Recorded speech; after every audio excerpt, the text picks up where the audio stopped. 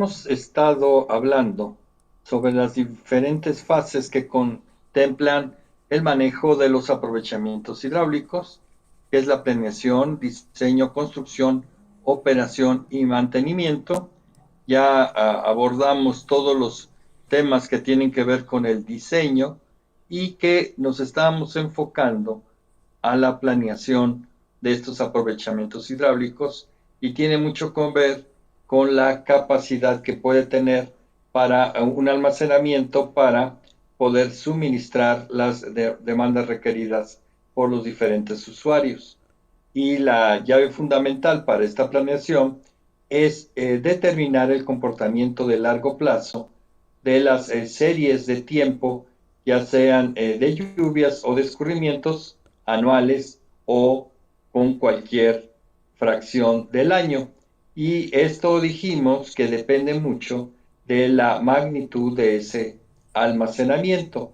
Entre más grande sea su capacidad, la modelación se hace de forma anual y conforme vaya disminuyendo, pues se tiene que hacer de manera estacional, es decir, primavera, verano, otoño, invierno, o los ciclos agrícolas, es decir, el año agrícola, primavera, verano, otoño, invierno, que son los ciclos agrícolas, o se hacen estudios, por ejemplo, de la época seca y húmeda.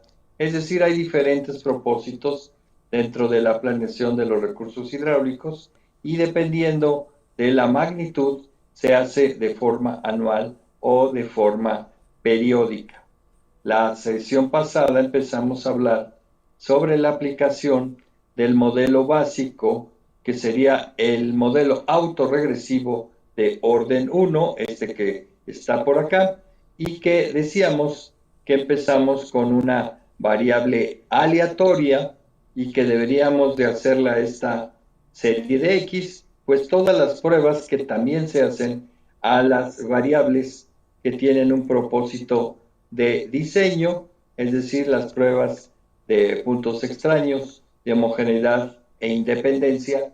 Eso lo tienen que hacer para cualquier variable hidrológica y en este caso nos permite enfocarnos al manejo de modelos estocásticos. Pero estos modelos estocásticos, como el AR1, tienen distribución normal estándar. Y como tienen distribución normal estándar, pues hay que, nuestra serie original, pues hay que normalizarla y hay que estandarizarla, simplemente obteniendo los logaritmos naturales y con la estandarización, que en este caso se le llama remoción de la media. Simplemente restamos la media. Bueno, también explicamos la sesión pasada que esta tiene este parámetro phi, que es función de la autocorrelación serial. Sabemos que esta ya la obtuvieron, puesto que al haber sacado las pruebas de independencia para la variable X, pues ya aplicaron el correlograma.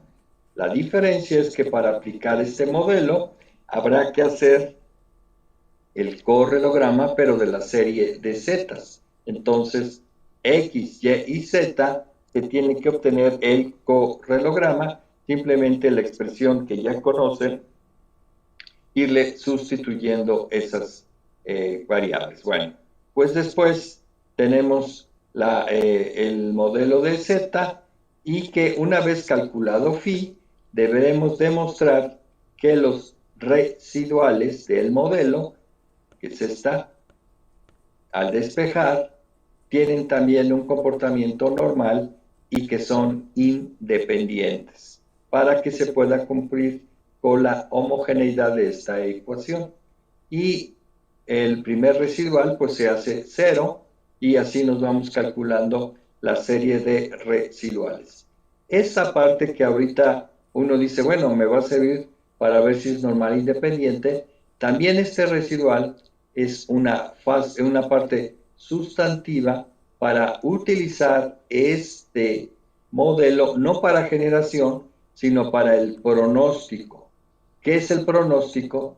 Es una herramienta importante dentro de la operación de los aprovechamientos hidráulicos, puesto que si ustedes pronostican que va a llevar una cantidad muy importante de escurrimiento y de precipitación a su almacenamiento, pues deberían de ir desalojando si tienen una demanda que no sea tan grande, pero lo que ustedes están buscando es de que no se vaya a desbordar de más y que el vertedor opere con grandes cantidades de flujo, porque aguas abajo están provocando pues grandes y serios impactos debido a la inundación súbita.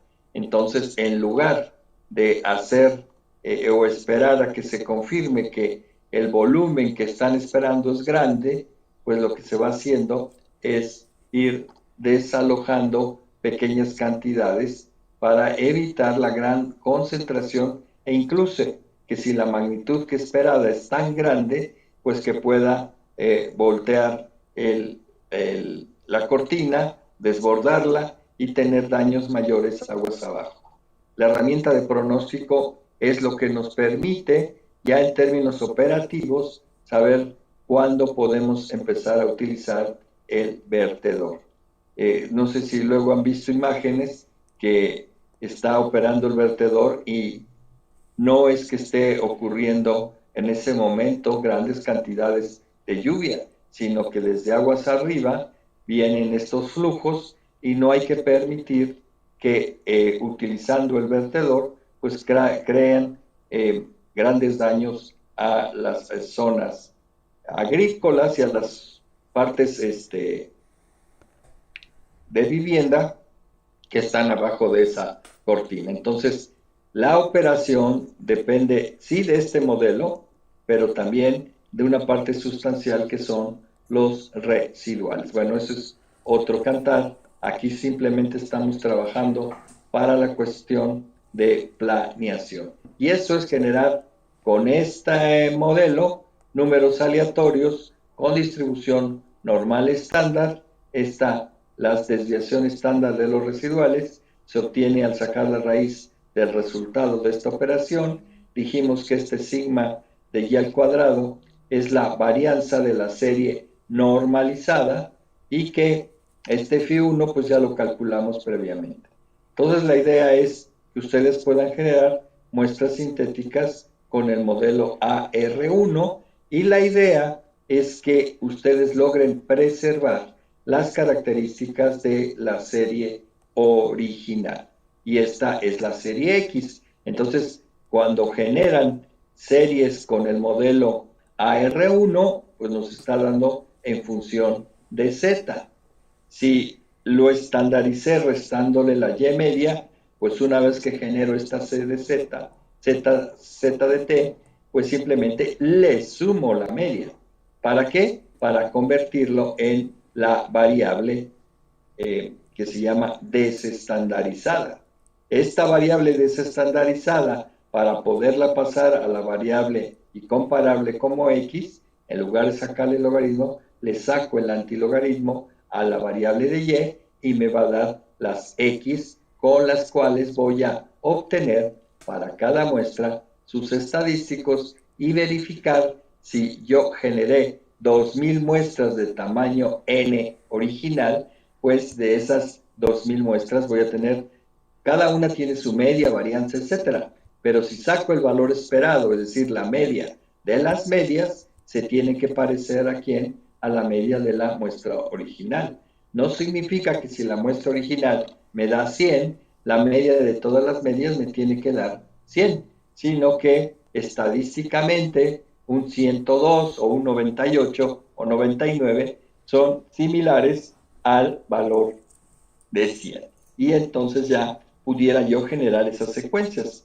Como no necesariamente el modelo más básico, el más pequeño de todos ellos me da el resultado que estoy esperando, tengo que seguir avanzando en modelaciones. En el caso específico del AR1, existe una versión que se le llama AR2 y lo único que están haciendo, si ustedes se fijan, al pasar de este que es AR1 al AR2, es que le estoy aumentando esta componente. Y lo único que pasa es que ahora son dos parámetros y phi1 y phi2 de quién dependen de nueva cuenta de los valores del correlograma. Reiteramos, ¿cuál correlograma? El de las series de las zetas. Entonces, ya tengo phi1, tengo phi2, tengo que demostrar que estos parámetros también generan residuales normales e independientes, por lo que van a tener que sacarle por quinta vez el correlograma, pero ahora de las series de residuales del AR2. Entonces ya una vez que detecte que sí son normales independientes, ya soy capaz de utilizar este modelo para generar las muestras sintéticas.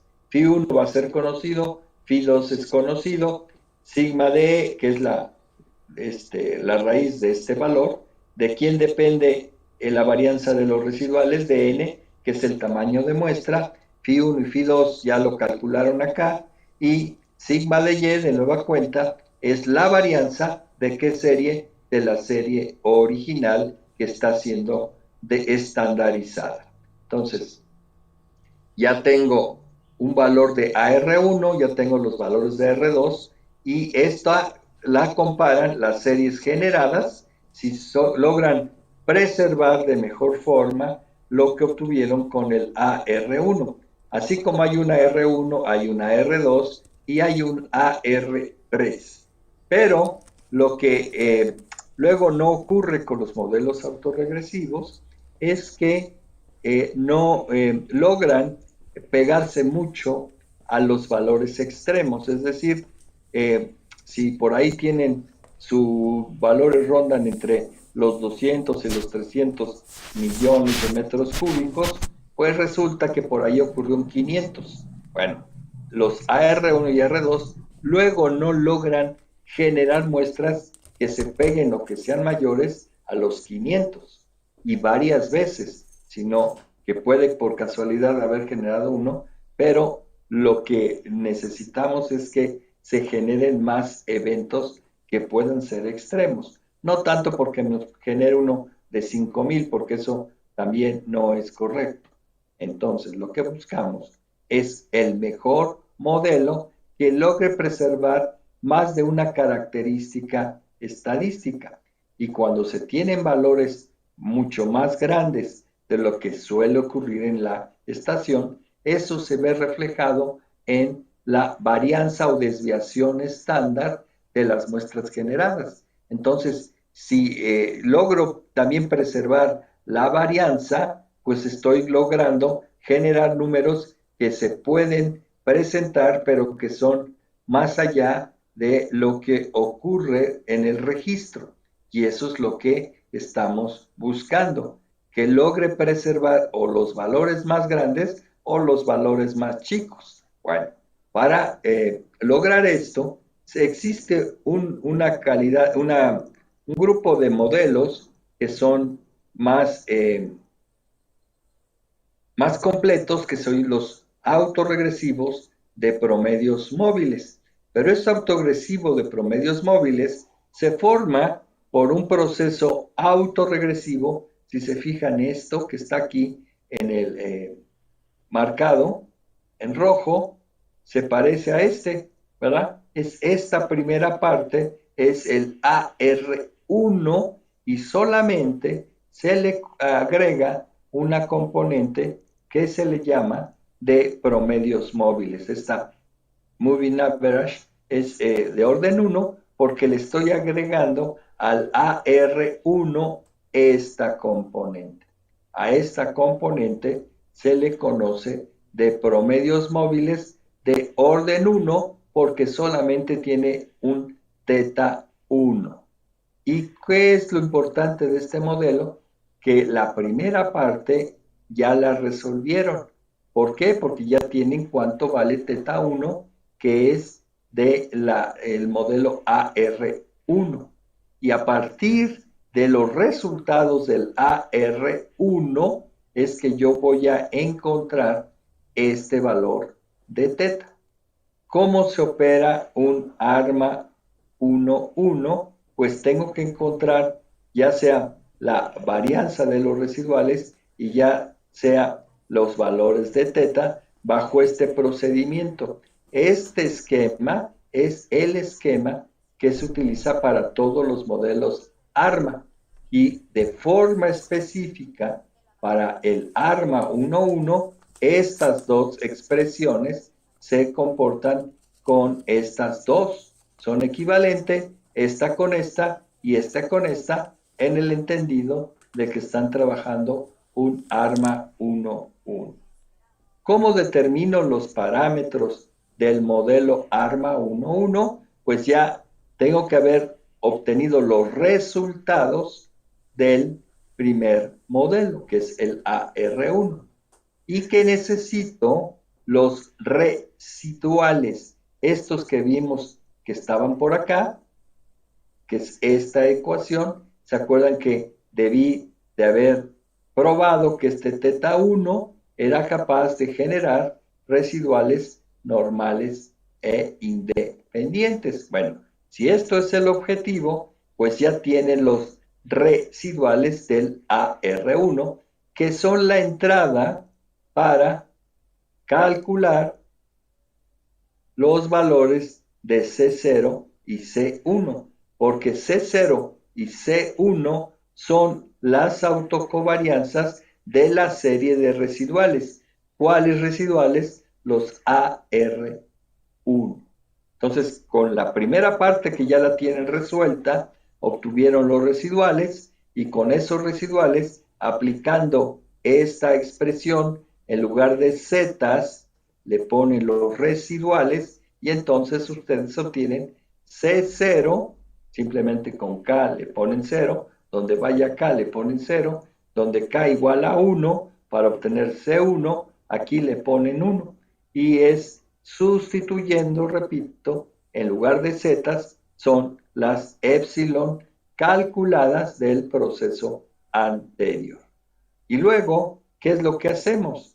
Pues es muy simple, porque lo único que tengo que hacer es un proceso iterativo donde tengo el valor de C0 y C1 obtenido con esta expresión y que son constantes, ¿sí? Entonces, ¿cómo empiezo para encontrar tanto la varianza como el teta 1? Pues aquí le pongo 0.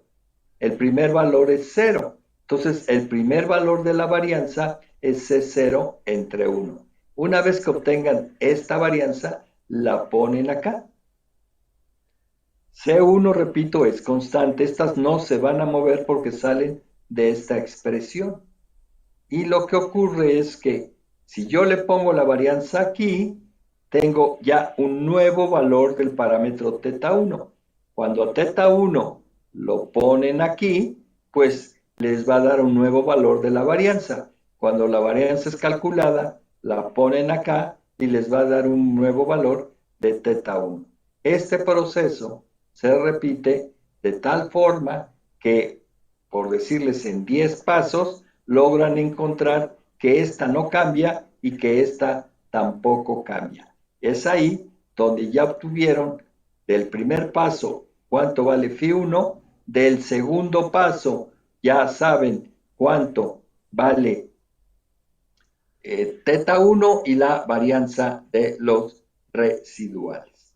Antes de que ustedes logren o puedan aplicar la ecuación de generación de muestras sintéticas con el ARMA 1.1, tienen que despejar de esta ecuación el valor de los residuales, porque ahora no son los residuales del AR1, sino tienen que encontrar los residuales del ARMA 1.1. Entonces, con esta expresión, si ustedes despejan epsilon de t, encontrarían los residuales ARMA 1.1. ¿Qué tiene que cumplir? Que los residuales del ARMA 1.1 también tienen que ser normales e independientes. Es que ahí que puedan ustedes ya encontrar los con tranquilidad si estos parámetros en forma conjunta, Φ1 y teta 1, generan residuales normales independientes. Cuando eso se cumple, pues simplemente ahora generamos series sintéticas con teta 1, phi 1, con la sigma y con estos números. ¿Quiénes son estos números? Pues los números aleatorios que nueva cuenta se generan con el proceso de Box-Müller. ¿Se acuerdan que comentamos que es un proceso cuyos números aleatorios se generan por parejas, iniciando con un U1 y un U2, que son números aleatorios en el intervalo entre 0 y 1, y después utilizamos el procedimiento de Box-Müller. Se tienen que hacer por parejas, entonces si tienen una muestra de 30 años, pues repiten el procedimiento de generación 15 veces, porque me genera, en cada paso me genera 2 números. ¿Ok? Entonces, ya tenemos esta expresión para generar secuencias, pero ahora con arma 1-1.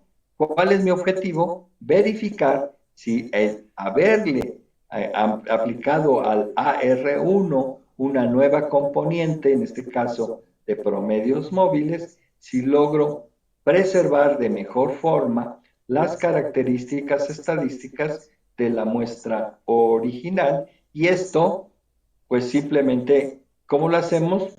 Si tengo que generar 2.000 o 3.000 muestras, depende del tamaño de la muestra original. Recuerden que es 100.000 entre n. Ese es el número de muestras que tienen que generar, pero recordando que tengo que generar más 50, porque las primeras 50 muestras se desechan y ya empezó a trabajar a partir de la muestra 51 para calcular ya las medias de las medias, la media de las varianzas, etcétera, para demostrar si logran o no preservar las características estadísticas. ¿Y por qué se hace eso? Porque yo puedo haber empezado con z de t-1 considerándola como 0 o la considero como el último valor de la serie registrada, ¿sí? Y que ya estandaricé. Este puede ser un valor real, que es el último de la muestra estandarizada original. Pero si no, aquí le pueden poner que este es 0. Pero tampoco conocen el número aleatorio en el tiempo t0.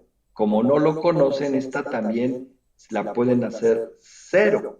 Entonces, si este es 0 y este es 0, pues el primer valor estandarizado simplemente es este, porque este sí es el primer número aleatorio generado y esta es la desviación estándar de los residuales, que no es otra cosa más que la raíz cuadrada de este valor que obtuvieron.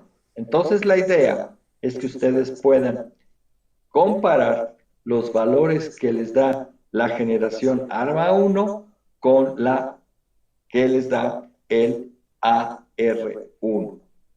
Si ustedes quisieran pasar a un modelo ARMA 2.1, ¿qué es lo que tendrían que hacer? Bueno, aplicar este modelo.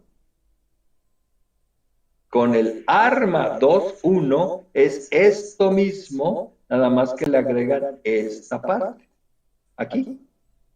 Y Φ1 y Φ2 se calculan así, y que, ¿cómo voy a obtener C0 y C1? Ya dijimos que es de los residuales, pero en este caso, ¿qué residuales serían? Pues los residuales del AR2. En lugar de haber utilizado los del AR1, pues aquí utilizo AR2, ¿y qué tendríamos? Pues un valor diferente de C0 y de C1, pero el procedimiento para el promedios móviles es exactamente lo mismo, ¿sí? Entonces, pueden construir un ARMA 2.1 pasándose simplemente el AR2, que es este, le agregan esta componente menos, aquí le pondrían menos, y les daría el ARMA 2.1. Y aquí ya que tendríamos, pues tendríamos 4 modelos para el mismo propósito, un AR1, un AR2, un ARMA 1.1 y un ARMA 2.1. Y tendrían una buena herramienta para la generación de muestras sintéticas. Eso es algo muy relevante porque pudieran ya, terminando este curso, si les llega un problema de planeación, de disponibilidad hidráulica, pues pudieran construir pues hasta 4 modelos anuales de una manera pues realmente muy simple. Y ahí tendríamos los análisis anuales. Obviamente que también de forma adicional tendrían para la parte anual, tendríamos la comparación con los resultados que nos diera el aplicar distribuciones de probabilidad, porque para las series anuales sí se pudiera hacer eso. Nada más que, ¿quién da mejores resultados? Los modelos estocásticos. Por eso hay toda una rama de la hidrología que se encarga de este tipo de modelos de planeación a partir de estos. Bueno, pues ya tenemos el procedimiento para calcular los parámetros, en este caso solo el teta 1, para el caso de ampliarlo de una R1 a un arma 1.1. Ya dijimos que pueden pasar de un arma a un 2.1 y cuando queremos cambiarle a un proceso MA2, simplemente aquí pues se mete otra ecuación donde vemos cómo se calcula el teta 2.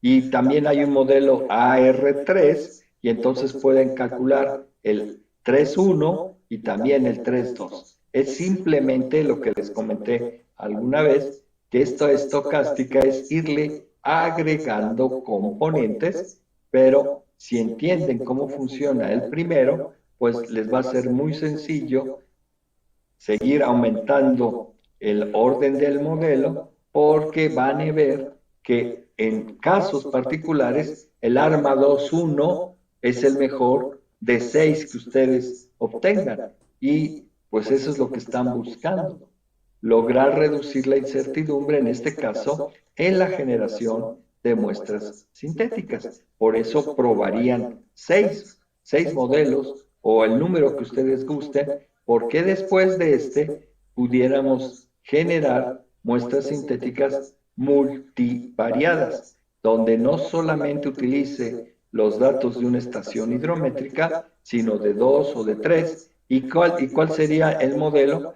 Pues se parecen a esto, nada más que en lugar de tener aquí teta, tengo una matriz de parámetros A, pero es la misma esencia. ¿Y de quién va a depender la matriz A? Pues también de la autocorrelación, pero no como en este caso, que solo depende de la correlación año con año de un solo registro, sino que ahí tendríamos que vincular la correlación entre estaciones, pero es el mismo principio.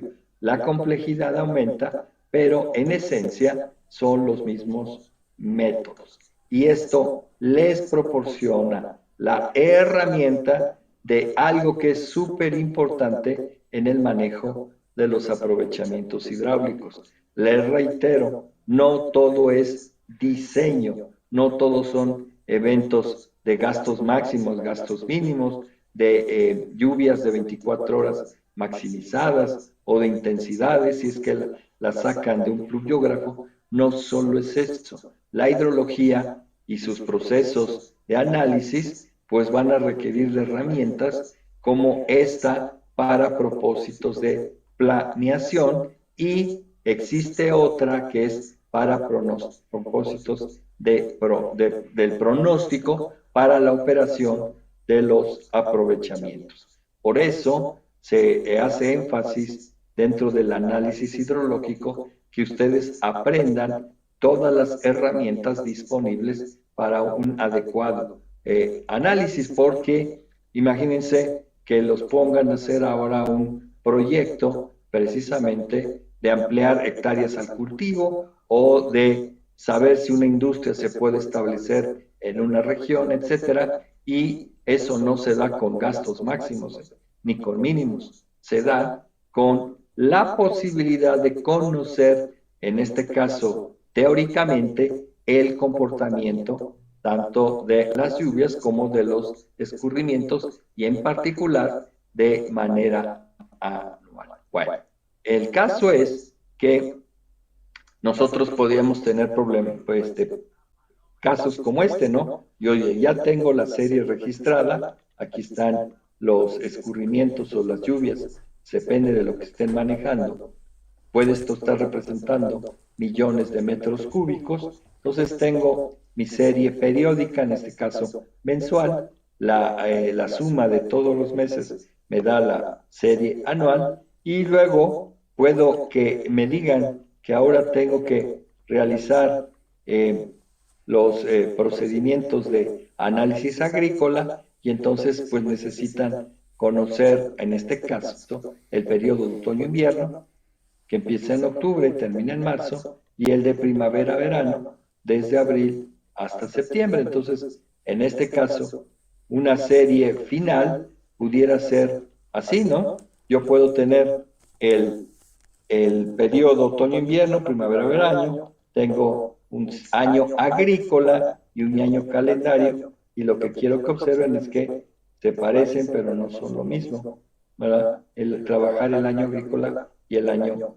calendario. En particular, si yo estoy trabajando con el año calendario, en este caso la serie anual, pues tengo, este es mi registro,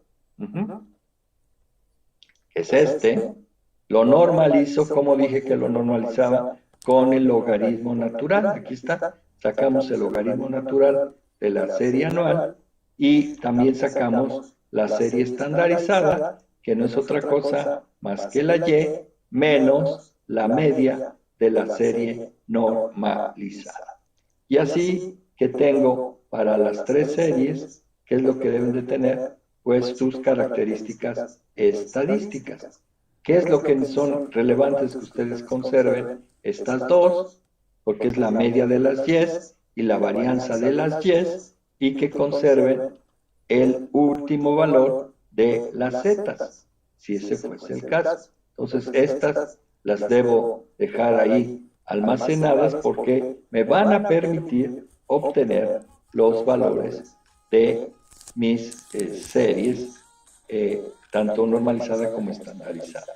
Bueno, ¿qué es lo que tengo que hacer? Bueno, estas columnas lo único que están haciendo es determinar las componentes del correlograma. ¿Se acuerdan que es, en este caso, nada más estamos poniendo aquí la de las zetas? Porque se supone que ustedes ya demostraron que su serie anual es independiente, entonces ya le sacaron el correlograma de las X.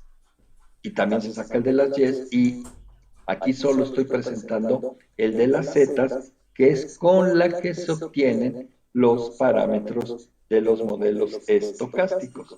Entonces, aquí lo que tenemos que hacer es simplemente seguir esa fórmula del R de K y aquí dice, cuando K es igual a 1, ¿sí? N menos K es N menos 1, aquí es N menos 2, y estamos sacando para esa serie, ¿qué es lo que tienen que obtener? Pues tengo que obtener este correlograma. Y aquí obtienen la prueba de Anderson, sacan sus límites superior e inferior y demostramos que la serie de las zetas es independiente.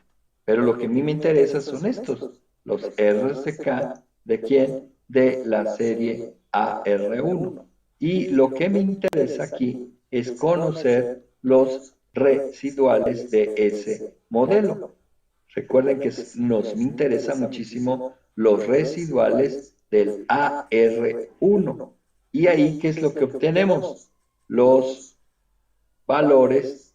Primero, demostrar que los residuales son independientes y volvemos a aplicar la prueba del correlograma. ¿Y qué es lo que me va a dar? Pues me va a dar los valores de AR1. Entonces, veo que la serie sí es independiente y después, cuando apliquen ya el modelo ARMA 1.1 y obtengan los parámetros, pues lo que me va a interesar es volver a sacar, pues ahora el correlograma de los residuales, pero del ARMA 1,1. Bueno, pero antes de llegar al ARMA 1,1, pues yo tengo que calcular los parámetros precisamente de ese modelo. ¿Y cómo le hicimos? Bueno, ya sabemos que del modelo AR1, lo que me interesa es conocer cuánto vale Φ1, y Φ1 es igual al R1, aquí está el R1, la varianza de los residuales, pero del modelo AR1 son esos. Y entonces aquí sé que C0 y C1 de los residuales son constantes. Entonces, con un proceso iterativo, como ya dijimos, empezamos a decir que la varianza de los residuales era igual a C1 entre θ1, ¿sí? Aquí está, debe de estar, ahí está, miren, son estas las que tenemos que ir probando. Como este y esta ya son obtenidas y permanecen constantes, pues el primer valor de θ le digo que pueda valer 0 y obtengo una nueva varianza, esta la ponen acá y les va a dar un valor de θ1, que es lo que ponemos acá. Si θ inicial es 0, pues hacemos ese proceso iterativo y si se fijan, pues yo repito el proceso hasta 10 iteraciones, pues esta no cambia con la iteración anterior, esta no cambia con la iteración anterior, por lo tanto ya encontré cuánto vale Φ1, que ese es el que pongo acá, θ1, que es este, lo pongo acá. ¿Cuál es la varianza de los residuales? El que está de acá, lo ponen acá y le sacamos la raíz a esto y nos va a dar esta. Entonces aquí ya podemos empezar a generar, de acuerdo con los números aleatorios, ya dijimos que tengo que generarlos por parejas, tengo que obtener con Box-Müller, pero ahora el modelo de generación pues es el ARMA 1,1. Entonces es este. Es este. Ya está conocido este, conocido este, conocido esta. Esta es la misma que esta y los números aleatorios los están generando con Box-Müller. Y dados esos números aleatorios, yo puedo conocer la Z de T, pero esta Z de T ya es ARMA 1,1. Entonces, generamos, desestandarizamos y desnormalizamos y obtenemos los valores para cada muestra. Recuerden que la muestra es de 37 datos. ¿Cuántas muestras tendrían que generar? 100,000 entre 37 más 50. Y esas primeras 50 se desechan y vean, por ejemplo, que el primer valor de la media generada me dio 473. El segundo valor de esa segunda muestra generada me va a dar, aquí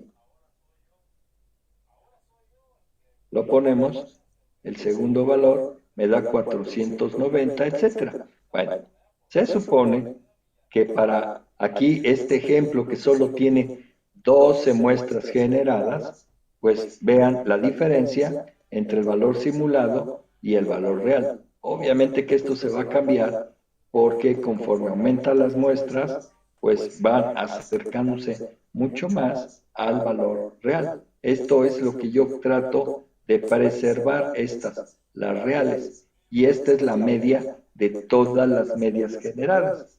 Y puede ser que cuando ya haga las 2000 muestras que aquí le corresponderían o las que fuesen, desechando las primeras 50, pues ya lo comparo y pudiera obtener si este que se llama sesgo, que es la diferencia entre el real y el simulado, este, entre más cercano esté a 0, pues digo que el modelo es mucho más eficiente.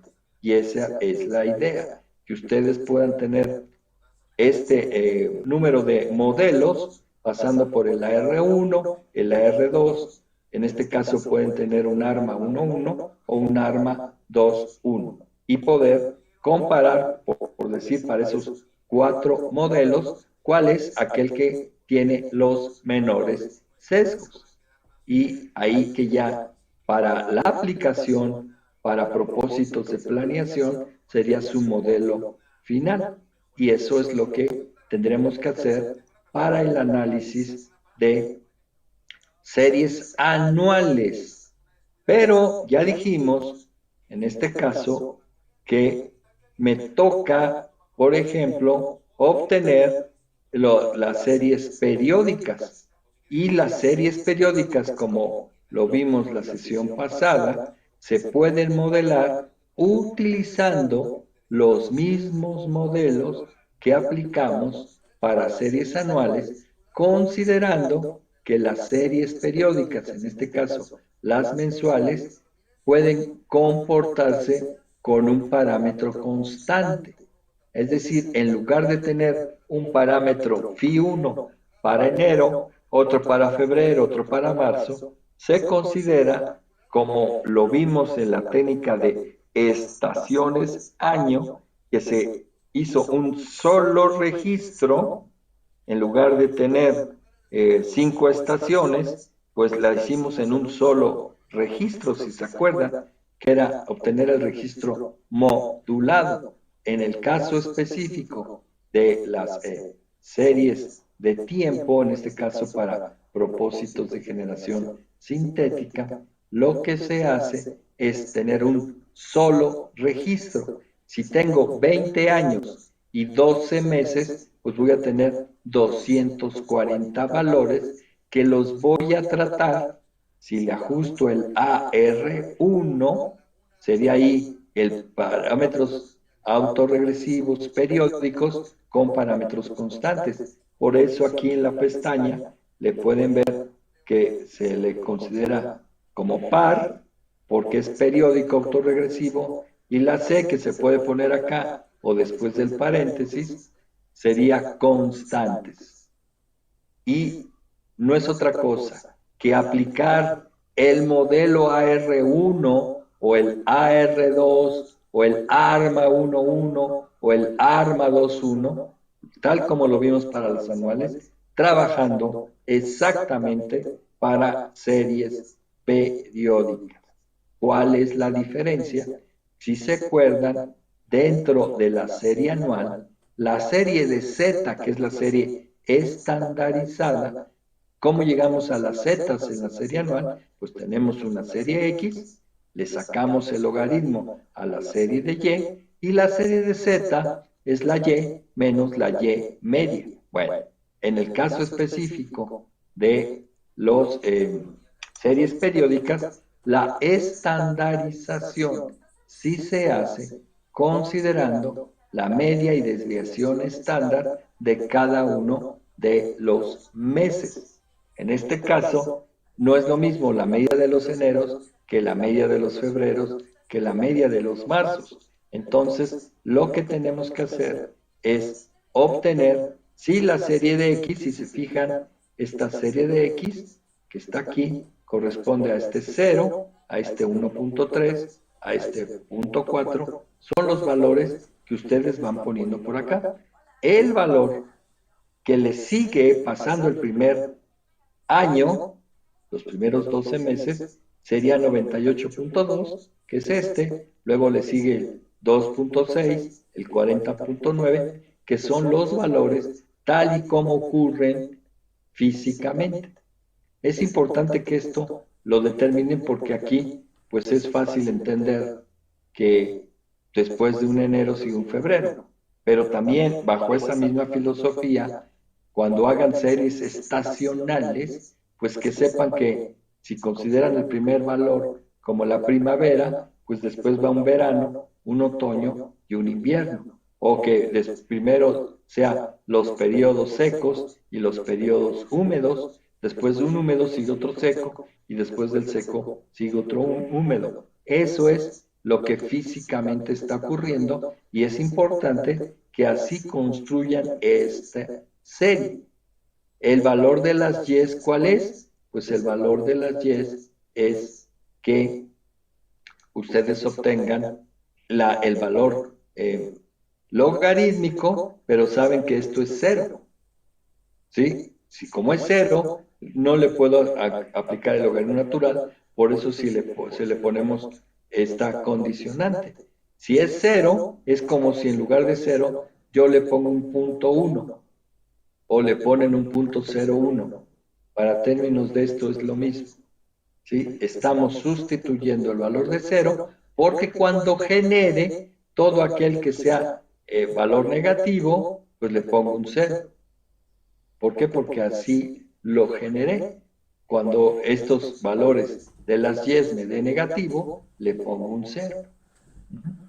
Porque así fue construido de determinada magnitud este valor negativo. Porque aquí ahí tengo valores negativos, 0,92, pero aquí me da 0,4.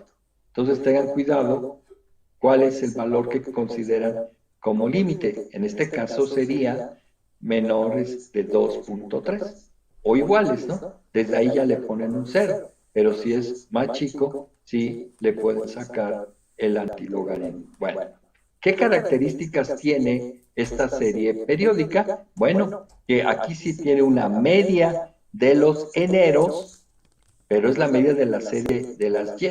Entonces, tengo una media de las y una desviación estándar de los eneros. Si se fijan, estas características son diferentes a la media y desviación estándar de los febreros. Y eso lo tenemos que repetir a partir del primer mes del segundo año. ¿Por qué? Porque este es enero, aquí es enero, este es febrero y este es febrero. Entonces, esta columna que va desde el 1 hasta 12, pues se repite, porque aquí también va de 1 hasta 12, de 1 hasta 12, para tener cómo voy a estandarizar las series. Entonces aquí lo que hacemos es la serie de y menos la media entre la desviación estándar y me va a dar la serie estandarizada, que aunque es como si fuera una serie anual, realmente es una serie periódica. Y a partir de esas zetas es que ustedes construyen el modelo AR1 como si fuese anual, pero es periódico con coeficientes constantes. Esta es la diferencia, ¿sí? ¿Cómo voy a obtener la serie a ajustar por ese modelo AR1? Y no es otra cosa que hacer lo que se llama el proceso de estandarización completa, donde no solo le removí la media, sino que la estoy dividiendo entre su desviación estándar. Y aquí, ¿qué es lo que hacemos? Exactamente el mismo procedimiento de la serie anual. ¿Y qué significa? Pues que voy a encontrar el correlograma, pero ahora ¿de quién? Pues de esta serie. Entonces, pues se van otra vez a todo este lío, que es calcular el correlograma, y vamos a obtener el dichoso correlograma, si se fijan, de esta serie de 37 datos por 12 años. Y este es el correlograma. ¿Qué es lo que me dice de ese correlograma? Que la serie es independiente porque está dentro de los límites, pero ahora el parámetro con el cual voy a trabajar es el R1, y ese R1 para esa serie de 37 por 12 me va a dar punto 11. Y de ahí me voy ¿a dónde? Pues al seguir el procedimiento de un AR1. Ya tengo el R1 que vale punto 11 y me voy ¿a dónde? Pues ahora a encontrar los parámetros, ya la varianza de los residuales tiene la expresión y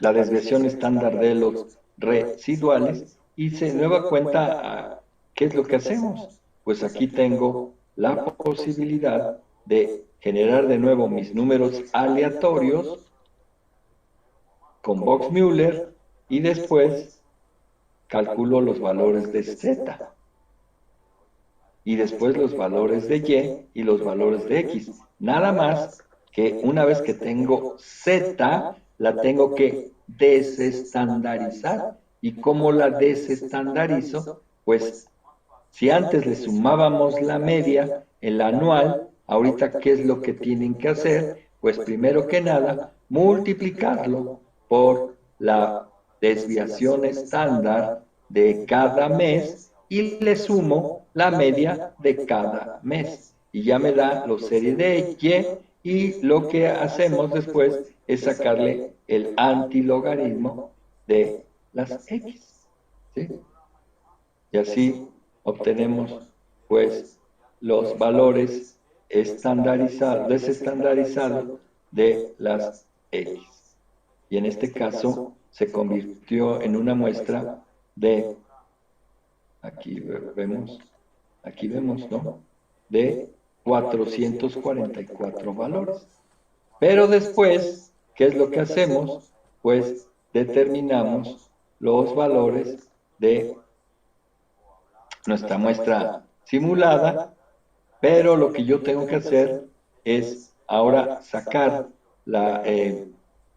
para cada mes, porque la Z que ustedes generen, el primer valor de Z que generan es el enero, el segundo valor que generan es el febrero, el marzo, así, y cuando terminan los 12 primeros valores, después el que le sigue, el valor 13, corresponde al segundo año de los eneros y de los febreros, de los marzos, así como van avanzando, y lo que ahora vamos a comparar es precisamente esto.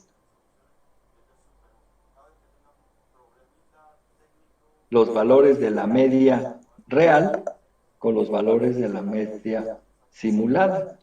Los valores de febrero, el real es 13.3 y me da 5.2. Y es aquí donde checamos los sesgos. ¿Sí? Se supone que entre más cercano esté esto a 0, pues me va a dar una muestra periódica, porque recuerden que aquí lo que estoy generando son meses y me va a dar pues lo que estoy buscando. Ahora son series mensuales.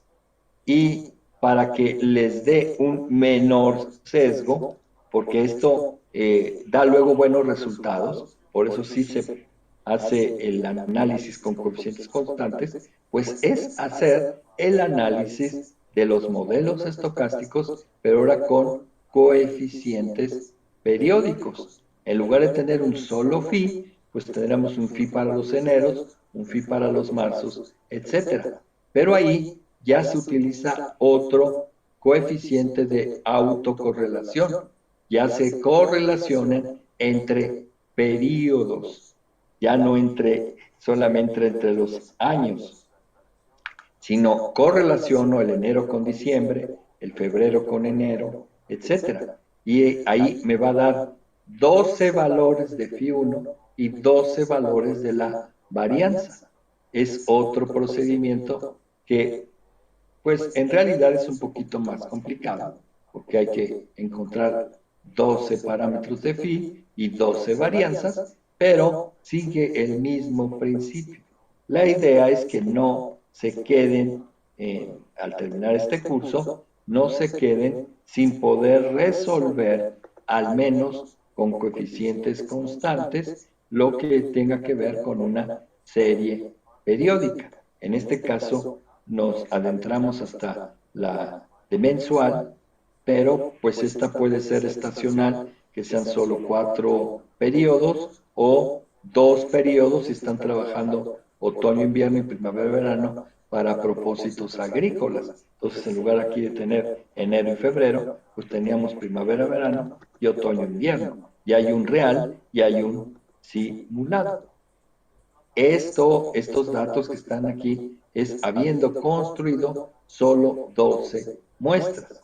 y puede haber mucha variabilidad. Por eso lo que interesa aquí es que ustedes hagan el número de muestras que le corresponde. En este caso son 100,000 entre 37, lo que les dé, más 50 muestras, y ahora sí, sacaríamos de ese número, vamos a hacer aquí cuánto sería, ¿no?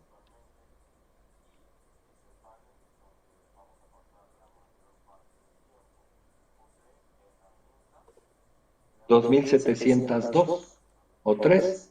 Entonces, más las 50, con que ustedes hagan 2,753 muestras, pues ya cubren lo que se llama la teoría de la información para que se considere como representativo estas 2,700 muestras lo que puede ocurrir en mi sitio de estudio. Una vez que tienen esas muestras generadas, ya sean anuales o sean periódicas, aunque sean en parámetros constantes, no interesa, ya lo más relevante es conocer la curva, elevaciones, capacidades de su almacenamiento y hacer la simulación de saber en el caso anual cuáles son esas demandas por año y si es multipropósito su almacenamiento, pues saben que tienen agua potable, tienen agua para riego, tienen agua para la industria, quizá flujos que requieran generación hidroeléctrica. Entonces, cada una de esas les va dando una demanda y obviamente que la estacionalidad de esa demanda o la temporalidad, pues no es lo mismo en los periodos de inicio de los cultivos o no es lo mismo en los periodos de calor, donde se demanda más agua y que pues esta variabilidad solamente la tendrían en el caso de haber modelado de forma mensual. ¿Por qué? Porque quizá en los mayos pueda haber una mayor demanda de agua potable, pero para propósitos de riego la mayor demanda es marzo. Entonces esa variabilidad temporal la tienen que trabajar mucho mejor con una serie periódica, porque en el total anual pueden, pues de alguna manera, pues cubrirse, ¿no? Algunas deficiencias del suministro mensual. Por eso, entre más grande sea el almacenamiento, pues sí, pudiéramos considerar solo la parte anual. Ya en problemas reales se nota mucho la diferencia cuando estamos haciendo incluso presas en cascada, porque ya estamos recibiendo aportaciones de diferentes lugares, demandas de cada uno de esos sitios y que se tiene que hacer con mucho cuidado, porque a veces anualmente pareciera que cumplimos con la demanda, pero cuando lo hacemos de forma mensual, habrá sitios en donde no se pueda satisfacer la demanda. Es ahí donde el análisis periódico juega un papel muy importante. Bueno, así como lo hicieron este análisis de forma puntual, una mejor forma o manera de trabajarlo, si tienen un sistema relacionado de presas, pues es utilizando la generación sintética, sí anual y también periódica, pero de forma multivariada. Ahí sí el problema se complica porque hay que trabajar con operaciones entre matrices y sobre todo ahí se interesa que trabajen de doble precisión sus operaciones, sobre todo cuando se trata de encontrar las matrices inversas de esos parámetros, porque si podemos hacer que si no trabajan con doble precisión, a ustedes les diga que una de las componentes de la matriz les dé cero cuando no es cero. Y entonces cuando ahí hay una operación que se verifica para checar si las matrices están correctamente estimadas, pues no les da, precisamente porque hubo errores de truncamiento numérico. Entonces deben de trabajar matrices cuyas componentes estén en doble precisión. De una vez se los digo porque a veces dicen, no me da, no me da. Pues sí, no nos dio porque es un problema numérico, de truncamiento o de redondeo que no tendríamos que hacer.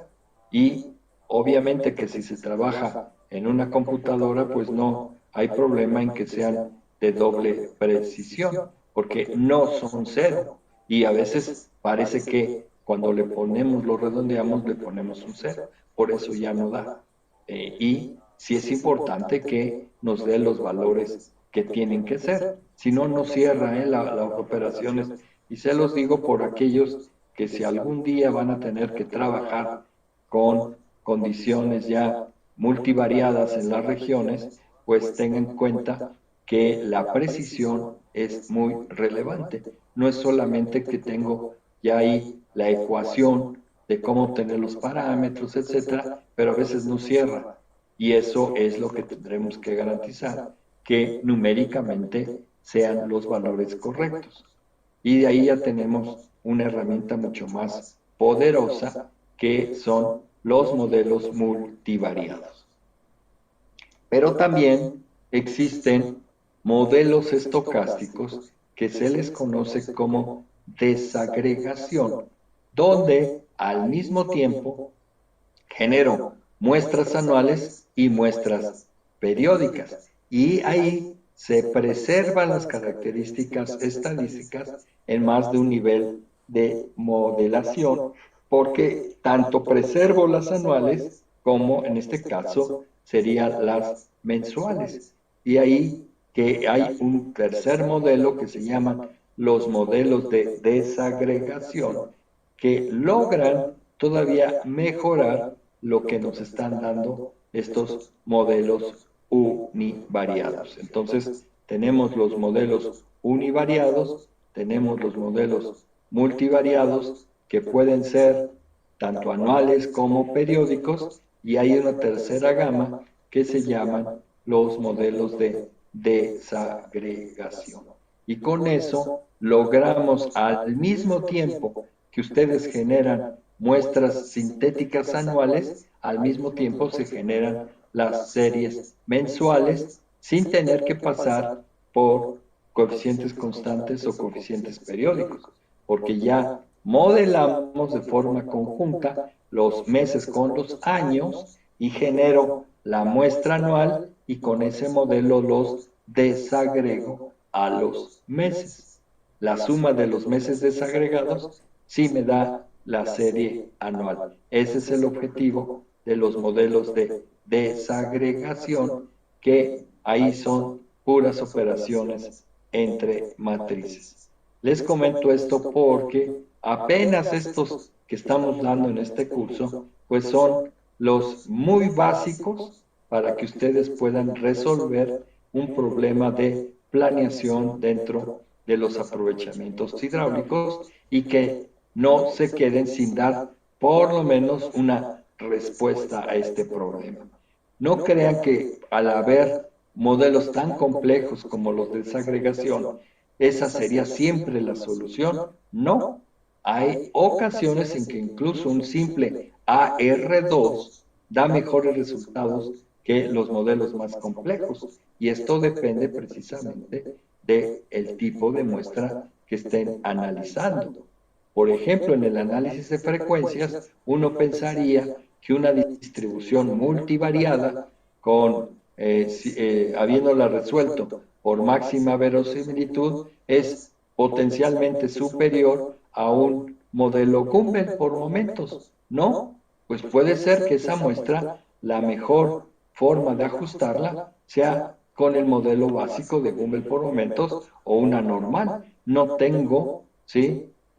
¿Por qué sí estar siempre pensando que entre más complejo sea el modelo, esa va a ser mi respuesta?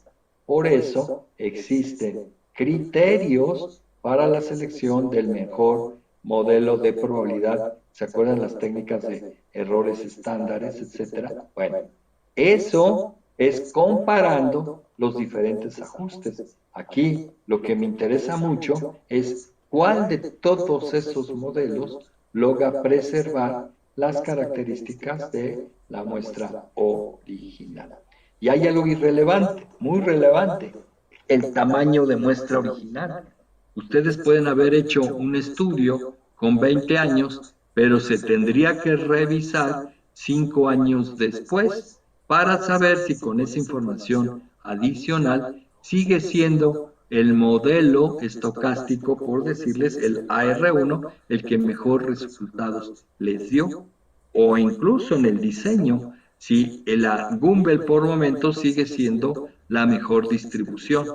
Todas las partes que se llama de seguridad hidráulica, que es replantear el análisis para la cuestión de que no se voltee una presa, de que siga funcionando el vertedor, de que uno siga pudiendo suministrar las demandas, es con una revisión, es decir, lo que se llama seguridad, porque una parte es la seguridad estructural y otra es la seguridad en el suministro o la forma con la que trabajan la parte hidráulica, y esa va a requerir de análisis continuos, y la continuidad la dan los lustros, es decir, cada 5 años conviene hacer una revisión para, sobre todo, cuando ya hay lugares afectados por el cambio en el clima, donde la cantidad del flujo que está llegando pues es cada vez más grande, que los gastos máximos instantáneos está aumentando,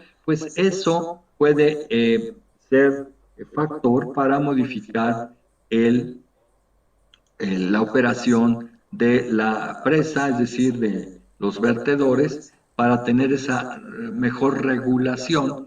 Y aunado a esto, a las políticas de pronóstico estocástico, saber si podemos estar esperando volúmenes cada vez más grandes y no confirmarlos. No se trata de confirmar el desastre, se trata de pronosticar. Ahora, el pronóstico no necesariamente en el caso, por decirles, de las lluvias, no es que si llovió 500 yo esté pronosticando que va a llover 500, sino aquí se trabaja con lo que se le llaman los deciles de la precipitación. Los deciles se divide el rango de las lluvias en 10 porciones, y lo que estaría yo pronosticando es que se comporte dentro de cierto decil. No es que llegue a 500, sino que ese 500 está en el decil donde sus límites es, por decirles, 400 y 600. Si yo pronostico 550, ya estoy diciendo que va a ser de ese decil, y entonces ya me preparo para el comportamiento de mi estructura para ese rango de 400 a 600. No es que esté pronosticando directamente los 500, sino que esté aproximadamente en ese. No, imagínense que llegan 500 y que yo pronostiqué 200, porque entonces implicaría que habría más disponibilidad en la presa cuando fue una época de estiaje. Para poder hacer esos modelos de pronóstico, también vamos a requerir que la base de datos sea la más grande para tratar de buscar que no haya tantas diferencias. Y los modelos de pronóstico también pasan por los modelos AR1, AR2, ARMA 1.1, ARMA 2.1, hasta llegar a un pronóstico con modelos de desagregación. Es ahí donde existe todo un curso que se da en la maestría, que se llama hidrología estocástica, para el manejo de los aprovechamientos hidráulicos. Y es ahí que si ustedes ya en la práctica profesional entran a la Conagua o son dentro de una empresa que le trabaje a la Conagua, a la Semarnat, pues tienen que conocer este tipo de herramientas, porque es fundamental el manejo integral de las cuencas. Y eso tiene que ver con el suministro de las demandas y el manejo de las sequías y de las inundaciones, que no se ven de manera aislada, sino que se tienen que manejar de una forma integrada, y ahí que requieren para la toma de decisiones todas las herramientas técnicas disponibles, desde las condiciones de diseño, de planeación y operación de los aprovechamientos hidráulicos.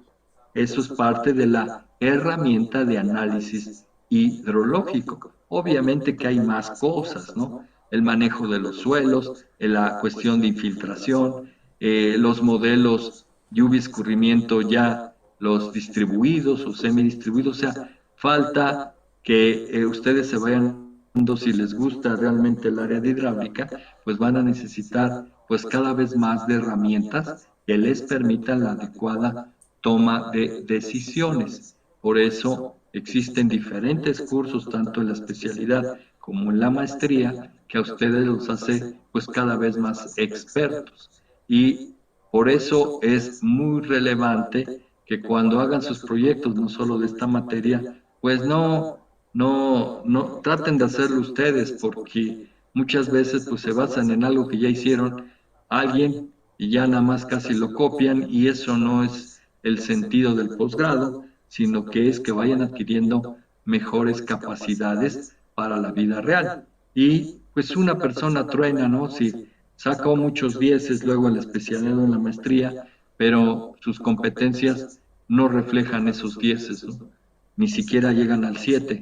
Entonces, más vale cuando, que siempre se los digo y luego pues, les cae bastante mal, de que le digan que es mejor que saquen un 8, pero ese 8 está bien aprendido, a un 10 que no sepan ni qué hicieron. Entonces, pues hay que ser en este caso muy autocrítico y tratar de hacer el esfuerzo, porque este es el momento donde pueden fallar. Ya cuando están en la vida profesional, pues cada falla es muy costosa y a uno pues hasta lo pueden despedir de los empleos. Entonces, se trata de adquirir conocimiento porque de esto van a vivir en el futuro. Y no se los digo esto por sermón, sino simplemente es la realidad. Su única defensa van a ser sus conocimientos, y por eso todas estas herramientas que se le están dando en sus cursos de especialidad les van a permitir pues defenderse en el futuro. ¿Qué les digo con esto? Que pues dentro de la planeación hay todavía muchas cosas que estudiar dentro de la operación, dentro del diseño, etcétera, pero yo veo que pueden de forma muy decorosa ya con los conocimientos adquiridos a este momento, pues ustedes que puedan defenderse de forma adecuada. ¿Tienen alguna pregunta?